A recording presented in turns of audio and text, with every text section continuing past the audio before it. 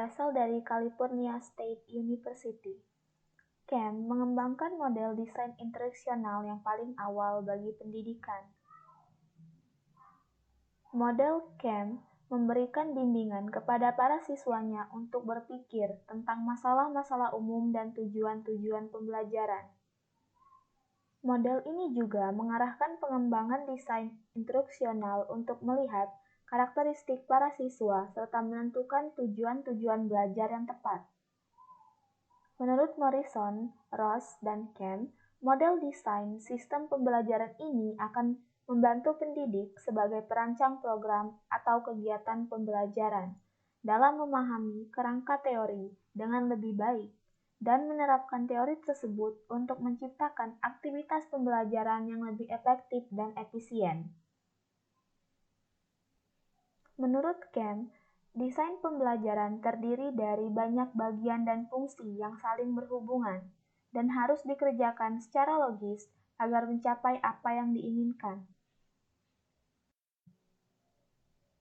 Model desain sistem instruksional yang dikembangkan oleh CAM merupakan model berbentuk lingkaran. Model berbentuk lingkaran tersebut menunjukkan adanya proses kontinu dalam menerapkan desain sistem pembelajaran. Model CAM merupakan model yang berbentuk siklus. Model sistem instruksional yang dikembangkan oleh CAM ini dapat ditentukan dari komponen mana seharusnya guru memulai proses pengembangan.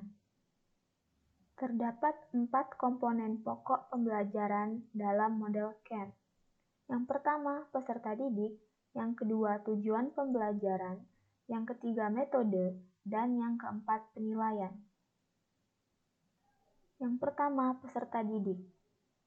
Apapun desain pembelajaran dan mata pembelajaran yang disampaikan, perlu diketahui bahwa yang sebenarnya dilakukan oleh para desainer adalah menciptakan situasi belajar yang kondusif, sehingga tujuan pembelajaran dapat tercapai dan peserta didik merasa nyaman dan termotivasi dalam proses pembelajaran. Yang kedua, tujuan pembelajaran. Setiap rumusan tujuan pembelajaran selalu dikembangkan berdasarkan kompetensi atau kinerja yang harus dicapai oleh peserta didik jika ia selesai belajar. Seandainya tujuan pembelajaran atau kompetensi yang dinilai sebagai sesuatu yang rumit, maka tujuan pembelajaran tersebut dirinci menjadi subkompetensi yang dapat dengan mudah dicapai.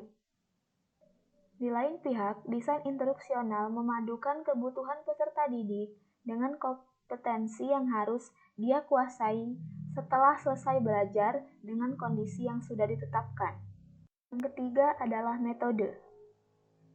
Terkait dengan strategi pembelajaran yang sebaiknya dirancang agar proses pembelajaran berjalan lancar.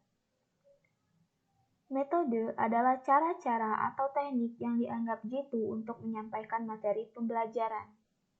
Dalam desain pembelajaran, langkah ini sangat penting karena metode inilah yang menentukan situasi belajar yang sesungguhnya. Di lain pihak, seorang desainer pembelajaran juga terlihat dari cara dia menentukan metode ini. Komponen yang keempat atau terakhir adalah penilaian. Konsep ini menganggap menilai hasil belajar peserta didik sangat penting. Indikator keberhasilan pencapaian suatu tujuan belajar dapat diamati dari penilaian hasil belajar ini. Seringkali, penilaian diukur dengan kemampuan menjawab dengan benar sejumlah soal-soal objektif. Penilaian dapat juga dilakukan dengan format non-soal, yaitu dengan pengamatan, wawancara, kuesioner, dan lainnya. Tahap-tahap pengembangan perangkat pembelajaran. Pertama, instructional problems atau masalah pembelajaran. Pada tahap ini dilakukan analisis tujuan berdasarkan masalah pembelajaran yang terdapat di dalam kurikulum yang berlaku untuk bahan kajian yang akan dikembangkan perangkatnya. 2. Linear karakteristik atau karakteristik siswa. Karakteristik yang dimaksud meliputi ciri, kemampuan, dan pengalaman baik sebagai individu maupun sebagai kelompok. Ketiga, task analysis atau analisis tugas merupakan perincian isi mata ajar dalam bentuk garis besar untuk menguasai isi bahan kajian atau mempelajari keterampilan yang mencakup keterampilan kognitif, keterampilan psikomotor, dan keterampilan sosial. 4. Instructional objective merumuskan tujuan pembelajaran. Rumusan tujuan pembelajaran adalah tujuan pembelajaran khusus atau indikator hasil belajar yang diperoleh dari hasil analisis tujuan yang dilakukan pada tahap masalah pembelajaran. Kelima, content sequencing atau urutan materi pembelajaran. Pada tahap ini, isi pokok bahasan yang akan diajarkan diurutkan terlebih dahulu dan yang diajarkan hendaknya memiliki relevansi dengan kebutuhan siswa. 6. Instructional strategies atau strategi pembelajaran. Strategi pembelajaran yang digunakan menggambarkan urutan dan metode pembelajaran untuk mencapai tujuan yang ditetapkan. Ketujuh, instructional delivery atau cara penyampaian pembelajaran. Metode penyampaian ditentukan berdasarkan tujuan dan lingkungan pembelajaran yang bersifat klasikal, kelompok, atau individual. Kedelapan, evaluation instrument atau instrumen penilaian. Instrumen penilaian atau tes hasil belajar disusun berdasarkan tujuan pembelajaran khusus yang telah dirumuskan. Kriteria penilaian yang dilakukan adalah penilaian acuan patokan, sehingga tes hasil belajar yang dikembangkan harus dapat mengukur tingkat pencapaian tujuan pembelajaran siswa. Kesembilan, instructional research atau sumber pembelajaran.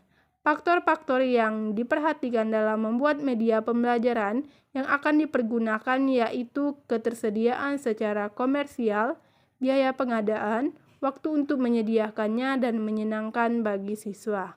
Ke-10, revision atau revisi perangkat dilakukan melalui tahap telaah oleh para pakar, hasil simulasi pembelajaran, hasil uji coba 1 maupun hasil uji coba yang kedua. 11. Formative evaluation atau penilaian formatif. Penilaian formatif adalah penilaian yang dilakukan setiap selesai satu unit proses pembelajaran. 12. Planning atau perencanaan and project management atau manajemen project. Perencanaan pembelajaran merupakan suatu proses yang rumit sehingga menuntut pengembang perangkat untuk selalu memperhatikan tiap-tiap unsur dan secara terus-menerus menilai kembali hubungan setiap bagian rencana itu dengan tata keseluruhannya, karena setiap unsur dapat mempengaruhi perkembangan unsur yang lain. 13. Summative evaluation atau penilaian sumatif. Penilaian sumatif diarahkan pada pengukuran seberapa jauh hasil belajar utama dicapai pada akhir keseluruhan pembelajaran. 14. Support service atau pelayanan pendukung. Pelayanan pendukung meliputi ketersediaan anggaran, fasilitas, bahan, perlengkapan, kemampuan staf, pengajar, perancang pembelajaran, pakar, dan lain sebagainya.